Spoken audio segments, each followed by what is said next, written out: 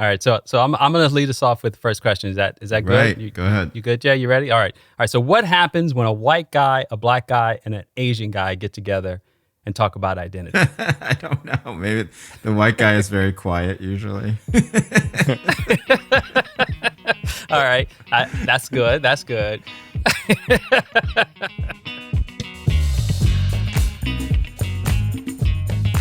I'm Khalil Gibran Muhammad. And I'm Ben Austen. We're two best friends. One black. One white. I'm a historian. And I'm a journalist. And this is Some of My Best Friends Are. In this show, we wrestle with the challenges and the absurdities of a deeply divided and unequal country. And in this episode, we deepen our understanding of that divide by talking with Jay Caspian Kang about his new book, The Loneliest Americans.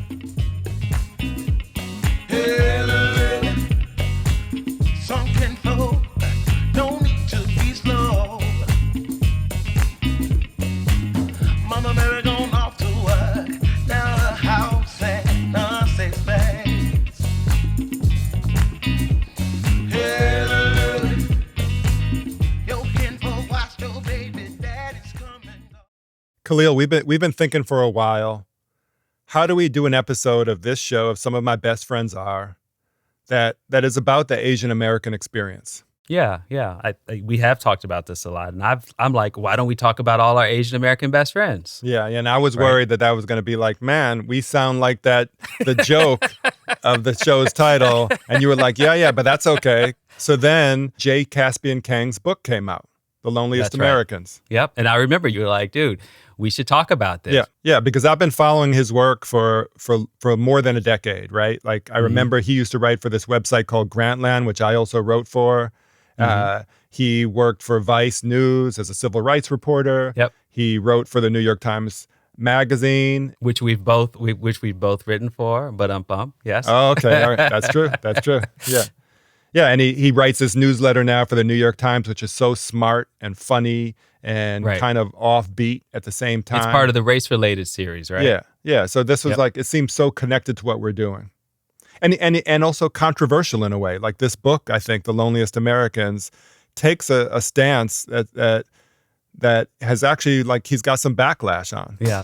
So we got him on the show. He joined us from his home in Northern California. Yeah, so let's get into it.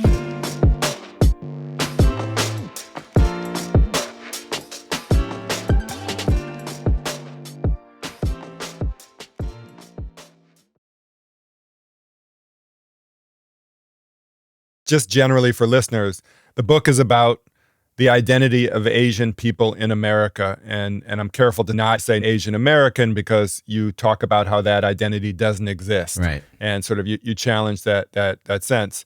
And we wanted to invite you on the show because we read this book and it felt so much in dialogue with this show, which is called Some of My Best Friends Are, and is, about race in all these ways, and also with our lives, because the show is really about, we're wrestling with these stories too. Mm-hmm.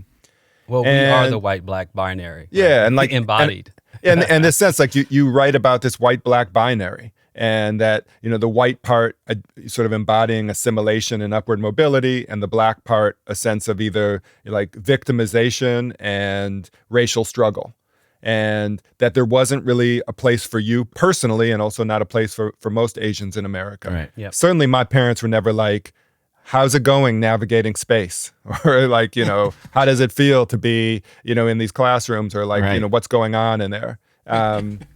And man, I mean, like thinking about your book and thinking about, like, we went back to our high school yearbook after reading your book because Jay, I brought it out just for you, man. Like it looks like a chessboard, right? Yeah. It's like black, white, black, white, black, white. That's wow. it. Yeah. There's like one white kid on each page. Every girl has the exact same. I'm seeing 5 white kids per page at least. Way more white kids. That's not the page. A blonde kid right in the middle of that. Exactly, and more particularly, I mean, to Ben's larger point, I mean, because your book inspired so much of our own thinking about like seeing ourselves like across this vast spectrum of how we understand whiteness and blackness. I literally went back and counted like how many students could I identify as part of an Asian diaspora. and I couldn't get to two hands. Oh, wow. How big was the school? Almost 2,000. I'm pretty sure our class was about 500. Oh, wow. Yeah, Wow. 500. Yeah. And I thought maybe we could first start about the three of us all growing up, mostly in the 1980s, and thinking about how we all learned that binary existed. Like, this is sort of the main racial divide, and you have to fit somewhere in it. Right. I'd split my childhood between Cambridge, Massachusetts, Chapel Hill, North Carolina, two university towns. And in Cambridge, after a few years, for a year we moved out to the suburbs. I think I was in first or second grade, and this one of my first clear memories is that, watching the kids get off the Metco bus, like when we had moved to the suburbs, it's all black, it's just black kids probably from Roxbury or South Boston. You got to tell us a little something about Metco because, it's sort of this dream experiment that people brag about as brag about it. Wow. Metco is the Boston area busing program, right? And it was seen as this great beacon of progressive thought. And it was a huge infrastructure thing where they would bus kids 30, 40 minutes out into the suburbs. And that it was basically the peak of like school integration goodwill, right? And one of the first memories I have from my childhood period is just sort of standing at the bus circle and, watching the Mudco bus roll in, and every kid who got off the bus was black, and there are no black kids at the rest of the school. Like maybe there's one or two, but almost none. I don't think that I was really aware that I was like much different than the white kids, because I lived in that town, right? Like I didn't take that bus. And so the differentiator of race in that instance was whether or not you took the bus, right? That was the first time I actually realized that there was any difference, and standing in the bus circle there and just sort of, because it was so stark, right? Like it was just like those kids ride that bus. I don't ride that bus, right? And so I must be part of this group. So then you move from Cambridge, Massachusetts to the south to Chapel Hill, I believe, right, in North Carolina. What was that school like? My schooling was very similar to yours. There weren't that many Asian kids around, and the school had a lot of black students and a lot of white students. There's this really interesting class element to it too, where I was in this very odd program back then, and it was like 18 of us. I hate people who say this, but it's like some sort of like accelerated program. But we had 3 black kids in that class, and one of their fathers was like the most famous doctor in the area, like on local news when the doctor comes on, right? Yeah, like Sanjay Gupta. Right. So he was for local television. In the Piedmont area, he was sort of the Sanjay Gupta. And then the other girl in our class, her father was an educator. The mother was I think worked in STEM. And then we had one kid who was from the sort of, the poor black neighborhood in Chapel Hill. And it was interesting how that was even differentiated, even for us in 5th grade. Right. You mean you understood these black kids were different from each other? Right. It was more ingrained in us to think of it that way than it would be to think of it as being like totally separated, right? And it made for a very confusing experience that I tried to write about in the book, where it's just like, like how do you sort of sort all this, especially when, you're in the situation where you have to differentiate. But it's an interesting point about how you're also navigating the absurdities of racial stereotypes that you can see black people are also trying to traverse, challenge, avoid. And you tell this great story about Dwayne, a friend of yours, who you befriended. Was that also in yeah, Chapel it's Hill? the same kid who was in that class who lived in that Okay, so we're talking about right? Dwayne. Yeah, he's the poor kid. Yeah. You make the point about Dwayne as the poor kid in the community being kind of representative of the absurdity of this notion of people of color all being the same. Oh yeah, if someone had told me that we were both people of color, I would just look at them like they were crazy, because there was such separation between me and Dwayne, right? And in the book I sort of illustrated through this anecdote where like our Little League games, or some of our Little League games, were played in Dwayne's neighborhood. And if you can imagine how, this is still the South. Chapel Hill's a progressive town. It's still the South, right? And the way in which people would talk about going to those games, right? Lock your car, make sure that get in and out as quickly as possible, all this sort of stuff. This kind of anti-black, everyone's a criminal rhetoric. Right. Yeah. And, as a kid, you absorb that, right? And so then we're playing, and Dwayne walks over the field. He sees me. He says hello. I this is another moment where I just like sort of understand that seeing him in that environment, you see like, oh, what they're talking about when they say lock your cars and get out of there as quickly as possible is Dwayne, right? Yeah. Right. And so the idea at that moment that like you and Dwayne are both people of color, and just be like, what are you talking about? You know? And I don't know. I've thought about that moment so much throughout my life where it's just like, because in some ways I felt like I was betraying him, right? Because I was acting so awkward, and that it was shocking to me. I was like probably 12 years old, something like that, and I'm having these thoughts, right, about my friend, and Right. yeah, I mean it's tough to talk about even now, you know. And the reality of it is that I think if you said that Deirdre and I, you know, who was a woman whose father was like our famous doctor, if you had said Deirdre and you are people of color, I would have been sure, you know. But Dwayne and I could not be people of color together. And I think that that's like a very complicated thing that I think that those types of distinctions are very uncomfortable. But, you know, in my life, at least, they're much more felt. Like, you know, like they seem much more real to me than terms like people of color. You struggle with the term people of color throughout most of the book. And I've been thinking, is there a moment when you really come to terms with who you are? Because that seems to me to be a question at the heart of this book. Who am I? Right. That's true. Well, I think it was a series of moments. And I think what's interesting about the series of moments, and maybe this is not typical for Asian people, but it certainly was true for me, was that none of the moments had anything to do with white people, right? Of course, in some ways it had to do with white people, but it was not about differentiating myself from white people or having white people differentiate themselves from me, right? It was about, every single one of these moments involved black people, right? It involved either differentiating myself from black people or having black people differentiate themselves from me. Wow. And I think that actually is, you know, has informed basically all of my thinking, right? And that this went through a lot of phases. Like when I was 16, 17, maybe at 15, like I wore Timberlands and listened to Wu-Tang and Nas and Oh, snap. You're getting close to Ben. You're pushing up on the white guy in this conversation. I was like, I wonder. Yeah, you're pushing up on that guy. Ben can identify He has with he has some stories to tell. I'm more I can't wait KRS-One. to I'm hear a little it. bit older. Right. Yeah. But it was like, you know, like I feel like people who are about our age and a little bit older are much more familiar with this than young people today, because I think it's sort of been drummed out of the culture. But there was a period where like a lot of Asian kids, a lot of Jewish kids, I think, would sort of put on this affect when they were teenagers, right? Or maybe, and I sometimes I argue, look, I don't know if it's even an affect, right? It's just like you're developing, and this is a path that you chose. You chose this type of identification, and I definitely went through all of that, right? And so you swing back and forth, right? But what was interesting to me at the time, or you know, now that I think about it, is like I don't know, Ben, why did you? Like what was Thank you, yeah, Jay. Ben, Thank Ben, you, because I actually am he's much more curious about he's it. literally Let Jay ask. the Let Jay white ask. guy in this conversation Right. being silent, like you said at the Right, beginning Ben, of this episode. what was that like for you? Like what was your experience with that? The what is like in terms of identity? Right, or- no, like in high school, like where did you listen Yeah. to rap and like sort of talk with Yeah, I that? listened to rap. I mean, like Khalil and I joke because he was more like Phil Collins and I was more like Why are you talking KRS-One. about me? You got to talk about No, yourself. I'm embracing it.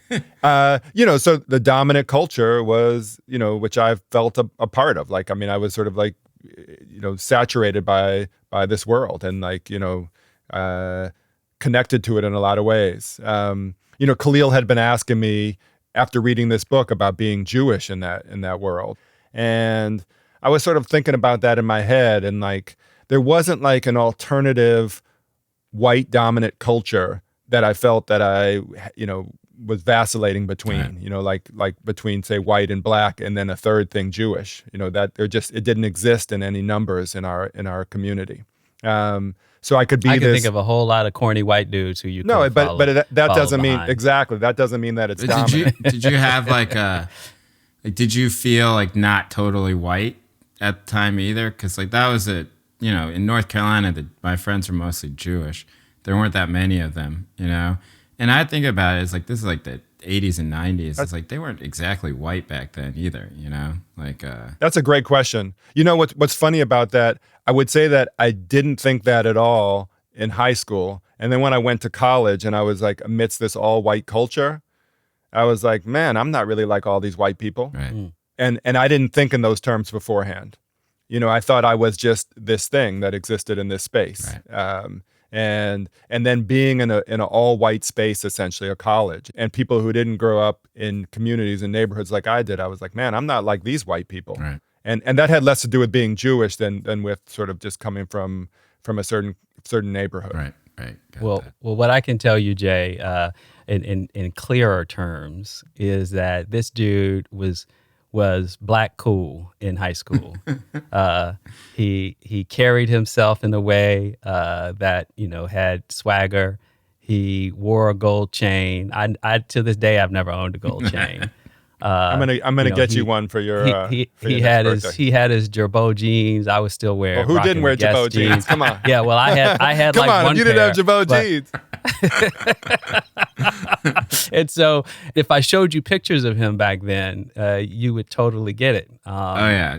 And Many so of my friends were exact, we're like that. It's an interesting thing because I feel like there's a lot of sort of shame, right? It's not like people like are gonna cancel you, get mad at you if you did that, but certainly unless you actually put on blackface, then right, you're done. right. But it's thought of as very gauche now, and I don't know. Like, do you get that? Do you think it's gauche now, or do you how do you reflect back on it and think about like, hey, no, I was right, No, I don't feel it because I don't feel like I was pretending to be something I wasn't either. Right.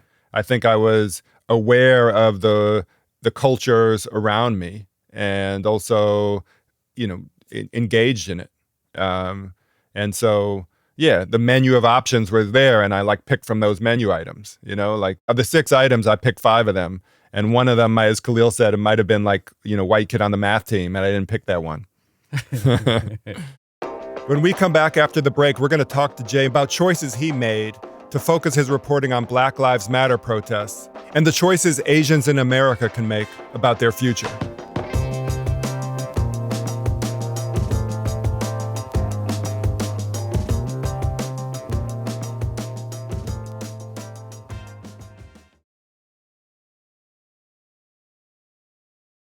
You write a lot about your reporting on the Black Lives Matter protests, which is something that I also did a lot of reporting on here in Chicago after the killing of Laquan McDonald, and sort of I got deep into this here. And, what drew you to that reporting, and sort of what did you learn about yourself by covering this racial justice moment? Well, since I was in high school or college, I thought that I still feel this way, I'm very drawn to protest movements, especially, street protests. It's the thing that I feel most passionately about, right? And so during Ferguson and for the 4 years after, that was basically my job. Yeah, you were the, quote, civil rights reporter for right, Vice. Right, I did some Vice stuff News, for the Times, and then my job for Vice was, just go and, see what's happening.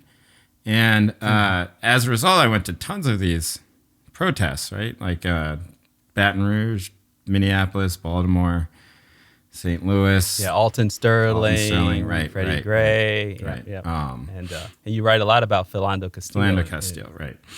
It felt like, at first I was just well, at a lot of them I'd be well, I'm the only Asian person here, And what's going on here? You count the faces, right? Right. I would just count. Well, one more thing before you say that. So I learned for the first time that Asian people, at least you, give the nod.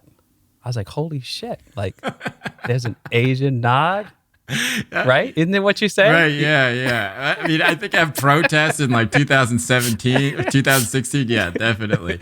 But last summer there was much more Asian people out for George Floyd. But prior to that, I would see very few. And people can argue with me or whatever, but I was at all of these, and I was looking, and I didn't see many. And it really did sort of form a lot of my thinking over the last 5 years, right? Where it's just well, what is all this?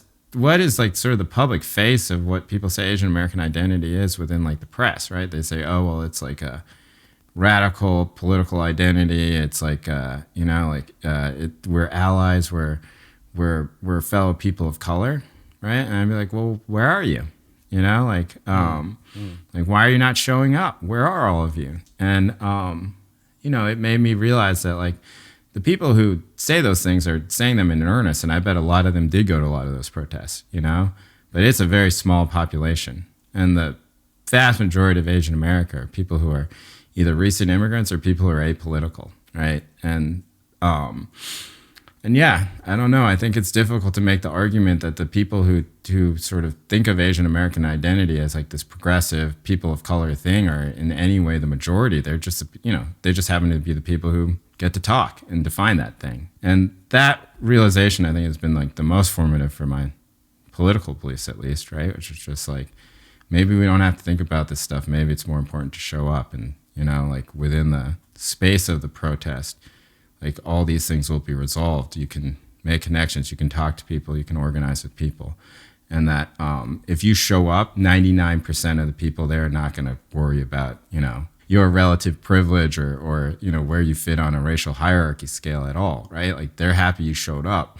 And I think that that's the message I tried to put in the book, because I think a lot of people, a lot of Asian Americans like myself who, you know, went to good schools and are upwardly mobile, I think they just need to hear it. You know, like stop, don't worry about it, just show up. Yeah, Jay, this is really fascinating. I mean, you know, I teach at Harvard and I see these kids. I mean, and many of them were born here. Some of them are new to the country. But to your point about feeling uncomfortable with this notion of a shared people of color identity is a very real thing. And I think your book does a good job of that. I think it would be helpful for me, though, to understand like how before 1965 for those immigrants as compared to the kids we're talking about that I teach or yourself or the people you want to show up at these protests, how should we understand this difference between before 1965 and after 1965? Yeah, so in 1960 census, there's like something like 800,000 people who are called Asians in this country, right? And many of them have been here for generations, right? And the reason why there's not more is because it's, you know, there's exclusion laws. It's basically impossible to immigrate from Asia to the United States. And so you have this community, like a lot of them have been interned, right, by the time the 60s roll around. And it's a small community. They've direct links back to a lot of the campaigns of like racial terror that were inflicted upon Chinese people. All this stuff happened. Yep. And then what you have in 1965, you had the Hart-Celler Immigration Act, and now you have more than 20 million Asian people in America. And the fastest growing population. Fast growing population, people from all sorts of countries, right, coming in. You know, the boundaries of what Asian America is expand every single day, right? And you have populations that people don't even know about, right? like the Hmong population, or you have like Laotian populations. And, you know, if you ask people on the street what does Asian American mean, they're mostly going to just say Chinese, Japanese, or whatever, right? Maybe sometimes Korean. Or Korean. Yeah, or Korean. And so the boundaries are have expanded just drastically since then. And so one of the questions that I asked is just like, the history that those people prior to 1965 defined themselves through, internment, exclusion, right? Does it really have that much relevance to the people who came post 1965? Do the stories from the past have any relevance to the masses of people who come afterwards?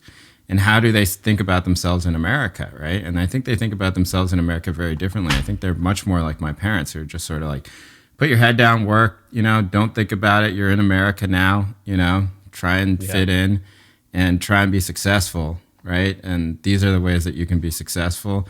We can't help you all that much, you know, because we don't know, we have no social capital here, right? And so what's strange is that there's now this disconnect where the way that Asian American history is told or Asian American identity is formed, it's very much based in things like the Chinese Exclusion Act, right? Like you saw when the women got killed in the spa in Atlanta, like everybody's doing threads about Asian American history, right? And it's about internment, stuff like that. And my thought is always just like, that stuff is bad, you know? Like it was like a regime of white terror against Asian people, right? Yeah. What does that really have like a full-on connection with people who have no lineage to that at all, right? And so I think that's sort of the point that I try and make in the book, which is just like, this is a pretty formless group of people at this point, right? And that they can really be anything. But what the thing that they're not really is like a fully formed people in any sort of way. Yeah. Right. They're not cohesive. Yeah. Because I think to your point, the assimilationist imperatives of post-65 immigrants, the ones who are coming today, I agree with you, creates this huge knowledge vacuum. And I think part of what you're writing about in this book is kind of what that means for justice. Yeah. Yeah. And I'll say, like, the book is fascinating and the storytelling is amazing. Your mom on trips taking out the phone book and looking for Korean names. Right. And then actually calling those people and then like getting together with them. Right. Yeah. They were just like sort of asking like, hey, are you all right here?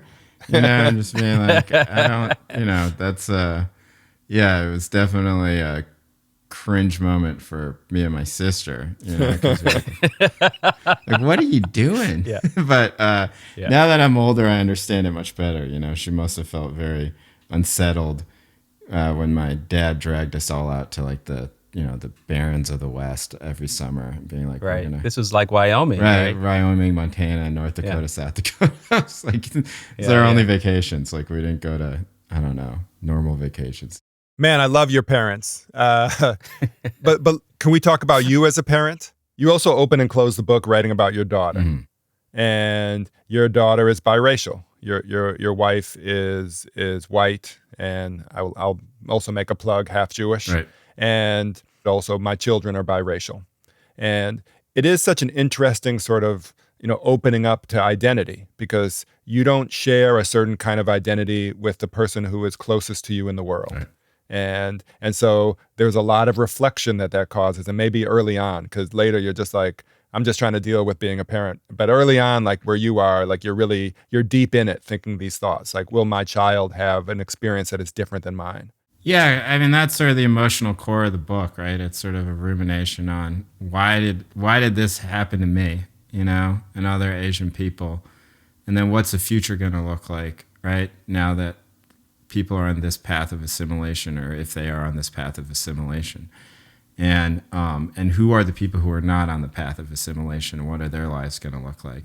And so for my daughter, I think about it in like, we live here in the East Bay, and there's a ton of half Asian kids running around, right? And she goes to a school where there are way more half Asian kids than there were Asian kids, period, in any school I ever went to, and there are a lot of Asian kids too, right? And I remember the teacher at some point, this is I think during Pride Week or something like that, like said to me, she's like, I just want to raise like a bunch of allies, right? Like I want these kids to be allies.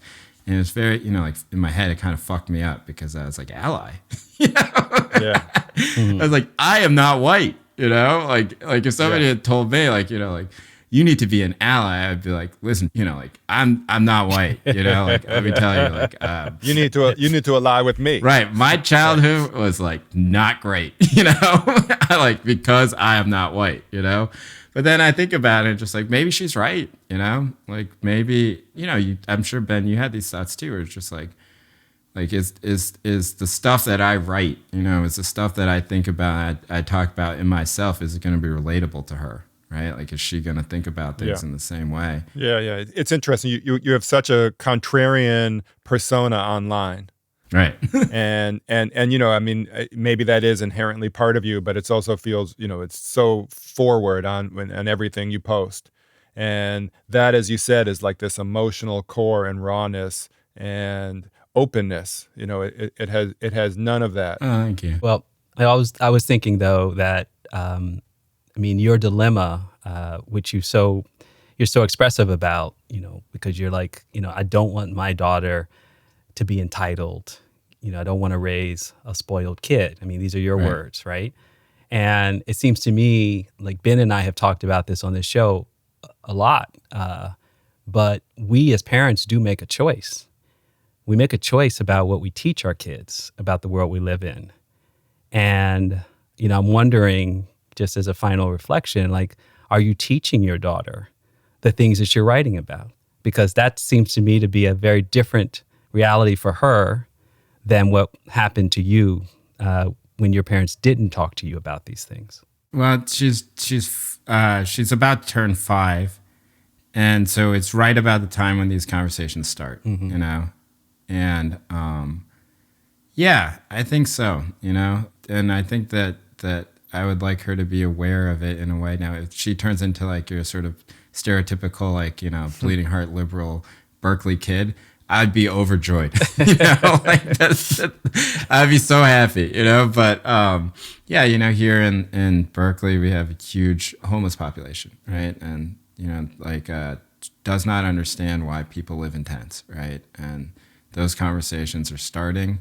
I had a friend come over at some point, and I probably shouldn't tell this story, but it's kind of a little funny, you know. But I had a friend come over like a little funny in the middle of the pandemic, and no one had been at our house in a long time. And one of the first people to come to our house was one of my friends who's black, and she goes, like, he walks in and she says, "He's black," and I was like, whoa, you know, like, and like, it wasn't because she had not been around black people before, you know, but I think that she had been learning at school that there was this, you know, like, because they learn about the civil rights movement and everything like that.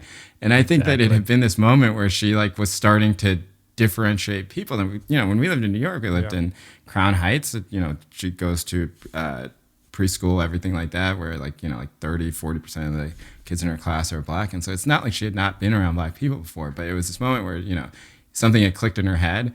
And so, yeah, we had a talk then too, you know, but it's Jay, that's such a beautiful story because, you know, for me as a parent, my kids are older. My wife and I committed very early on to teaching them, but even we made mistakes. And by that, I mean, we didn't talk about Asians. Right. Like we talked about black, white. And the consequences of that was that we were living, my youngest daughter was born in Indiana. We were living in a community with a large population of Asian students, many of whom were immigrant students. And one day, babysitter has our like 4-year-old kid on the bus, the campus bus, which was not a common experience for her, but she's on the campus bus, and she turns to her babysitter and says, "Why are there so many Asian people on this bus?" Right. So, you know, like that's an invitation, right, to parenting and to having a conversation. We're just so grateful for you spending time with us today, and we're going to count you among our best friends, Jay. So thanks for spending Jay, time with us. This is amazing, Jay. Oh, Thank good. you so much. No, this is great.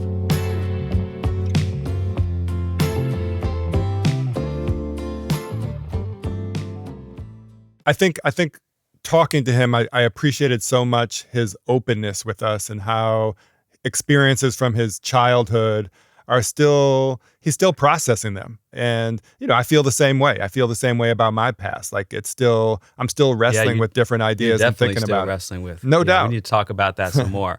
But I also think like if the book was only his personal individual experiences, it wouldn't work. Right? Like he is just one person, but he tells this story about himself, and it is a kind of coming of age story, and a coming of age story racially, but also an intellectual coming of age story, because he tells a story of thinking, you know, he cakes all this personal stuff in history and research and other flashpoint moments that are really important for an Asian community in the United States. I think that works, but I think the word I would use would not be intellectual. I think it would be political. Okay. One of the things that stuck out to me is when he talked about, both in the book and a little bit in our conversation, that, you know, who is really speaking for the people working in low-wage retail, nail salons, laundering, restaurants today, who's really speaking for them? And what he's basically saying is, in my community, not a whole lot of us. Yeah. And he's saying their politics don't align necessarily, but like we have to find this common ground. And that, to me, that was a really powerful part of the book. That is an especially powerful part of the book, because that's so much about what you and I are really committed to. We're committed to the work that we do individually and this show collectively, because these issues that we face should be all of ours to tackle. Yeah. Jay opens the book by saying he's not going to provide all the answers, but he really is going to engage with a lot of these questions. And he totally succeeds in that. Like, I am deeply immersed in this topic now from reading the book and thinking about it a lot and wrestling with these questions. And I definitely recommend people to dive into this book as well. Yeah. And the truth is that probably for the first time in many ways, I am much more sensitive to and aware of many more communities that I need to care as much about as I care about my own. And Yeah, I think yeah. that's really, that's a value to the book. So Yeah, that's a powerful point. All right, man. Love you. Love you too.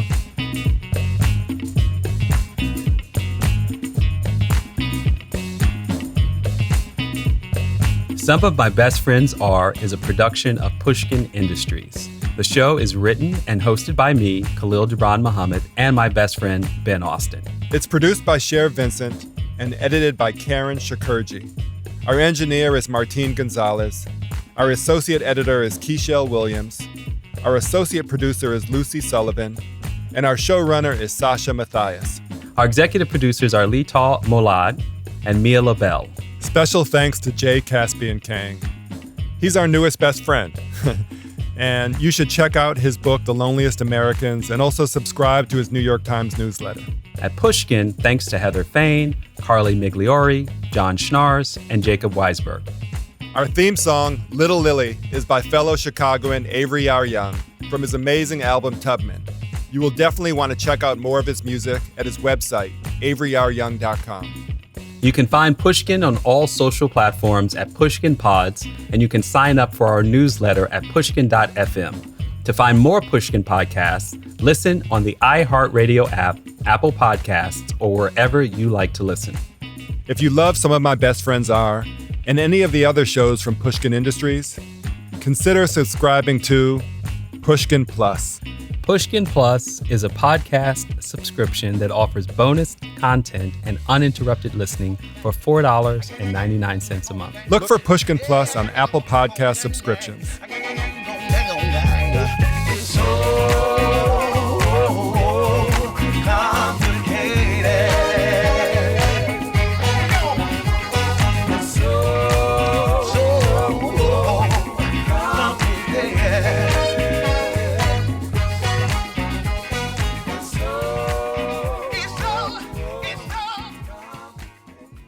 And I just want to say, Khalil, you just proved that argument about somebody who's connected to Harvard will bring it up in the first 15 minutes of the conveation.